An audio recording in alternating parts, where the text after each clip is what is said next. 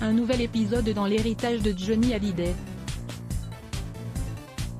Le trust créé par le chanteur en Californie, et dont sa veuve Laetitia est désormais bénéficiaire, a officiellement demandé à un tribunal de Los Angeles le transfert dans son giron d'une partie de son patrimoine américain, royalties, moto Harley-Davidson et voitures de luxe, a indiqué à l'AFP une porte-parole du tribunal de Los Angeles, samedi 8 septembre, confirmant une information du Figaro. Le trust JPS pour Jean-Philippe Smet, vrai nom du chanteur, a été créé par Johnny en 2014.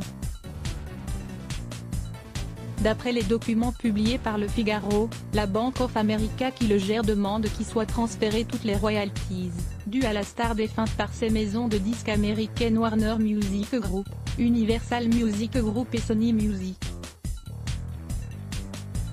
La demande, déposée le 13 juillet, porte également sur 4 motos de la marque Harley-Davidson, dont raffolait Johnny Hallyday, et 3 voitures de luxe, une Lamborghini Aventador, une Bentley Bentayga et une Cobra Superformance.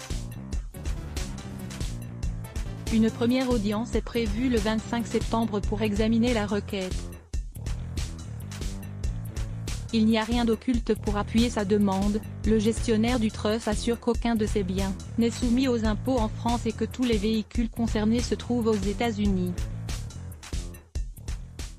Aucune procédure n'est en cours les concernant dans la querelle de succession engagée en France, entre Laetitia Hallyday et les premiers enfants du chanteur, Laura Smet et David Hallyday.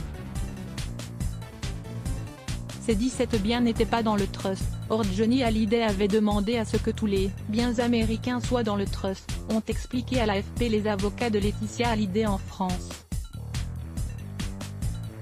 Toutes les parties ont été dûment informées, il n'y a rien d'occulte, ça ne rend pas non plus inaccessible les biens si jamais le régime français de la succession était reconnu, ont-ils ajouté.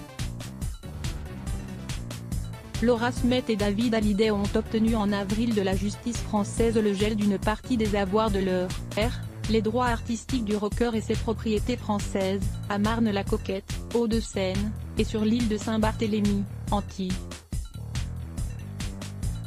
Une première audience doit se tenir en France fin novembre pour débattre de la compétence d'un tribunal français à trancher dans la succession d'un résident américain.